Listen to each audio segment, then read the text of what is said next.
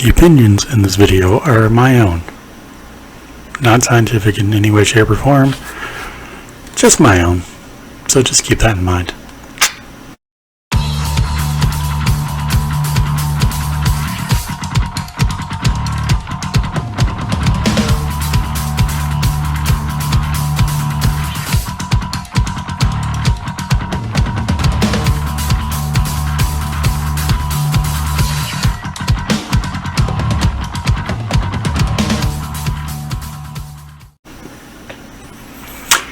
Hey guys, how's it going?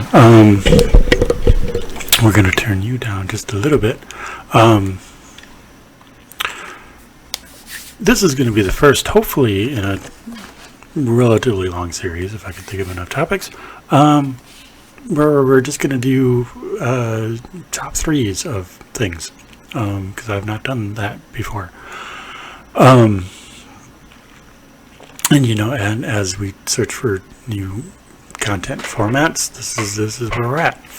Okay, so for today we are going to do the top three, again in my humble opinion, top three drummers from well-known bands that I feel are underrated, not talked about enough, etc., etc. Okay. So all three of these bands pretty much had, the era in which I consider them is, they all started out in the 60s, late 60s, and pretty much, for the most part,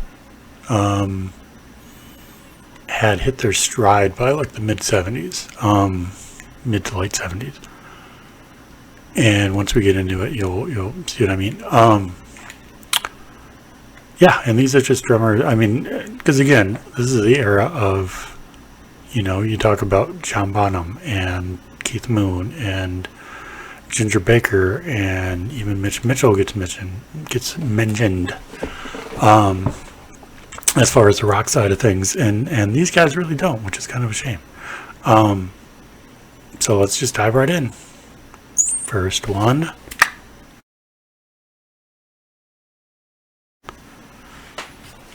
Yes, the duo that drove the Almond Brothers for so many years. The reason, I don't know why these guys work, but they do, and they play, unlike other bands that have two drummers, like James Brown in his bands had two drummers on different occasions, but that was just for more sound. Both drummers played exactly the same thing, exactly the same time, very much in unison. And then the other band from this era who had two drummers was, of course, Grateful Dead, where you had Billy Kurtzman, who was more of your blues-based rock drummer, and then Mickey Hart, who was in and out of the band in their early stages, who was more of a military-bred percussionist, and so he added that kind of element to it. The two guys in the Almond Brothers, J-Mo and Butch Trucks, both of them were fairly accomplished. J-Mo's a lot more of a jazz drummer, obviously. Butch had jazz influence, but they just worked. And the way I describe what they do is kind of like that sensation of rolling down a hill, and not really, just that kind of tumbly, kind of, I don't know. It's a weird rhythmic thing, but it works, and it works really well. Yeah, so they're number three. Number two.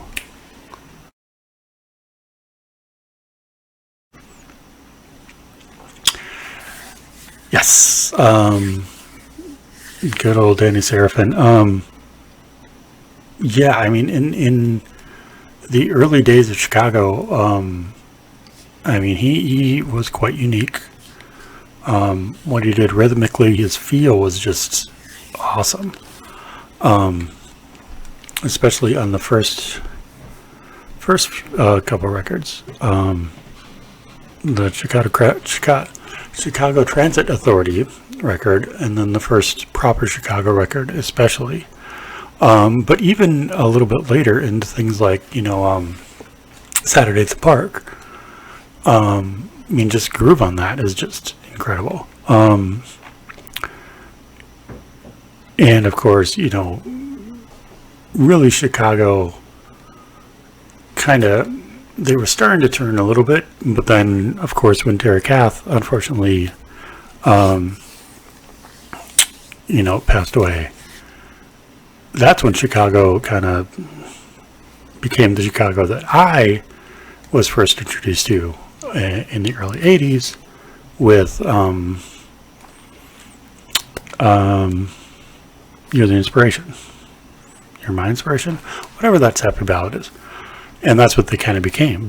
And I had no idea that they were this cool, horn-driven rock band from the early 70s. So, with this absolutely kick-ass drummer who, I mean, they had probably, if you've seen the Chicago documentary, which I highly recommend, they had problems with Danny in the, late 80s and the 90s about, he was more concerned about the business side and he lost his focus on playing and blah, blah, blah. But just go back to the early stuff and just appreciate that. Just appreciate the hell out of that. Okay, we get to number 1.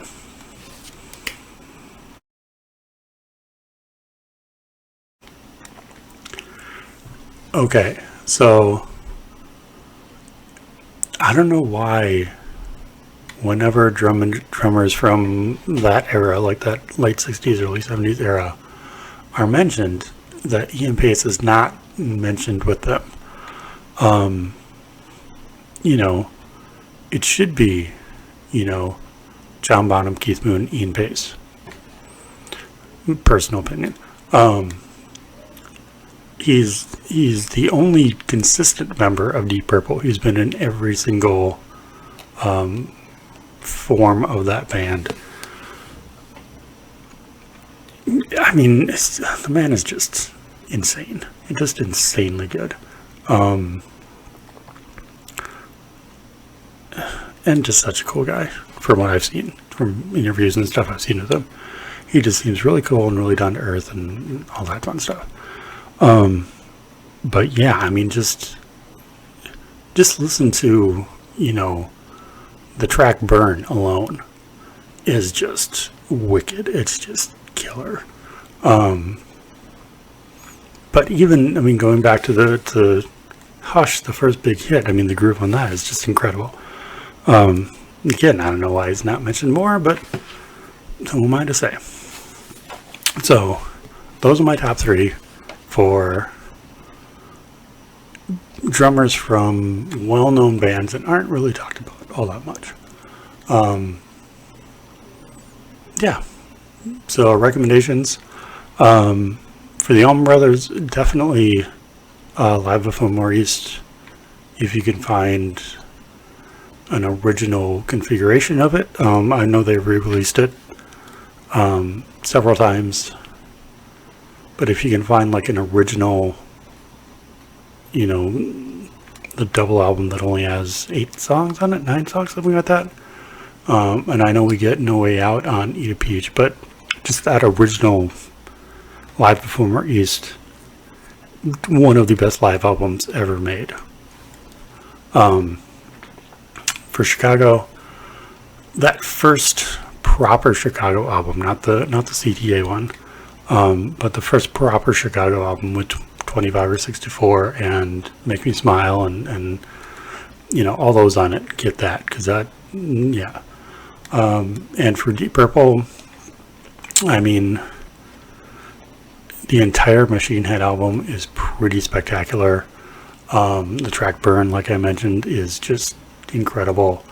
There's some great stuff off of In Rock, Speed King and Black Knight and all that. So yeah, that's a good place to start. Yeah, so hopefully I'll be doing more of these and covering just a wide range of topics. I mean, not just music stuff, not just drum stuff, but covering a lot of everything. So stay tuned for that.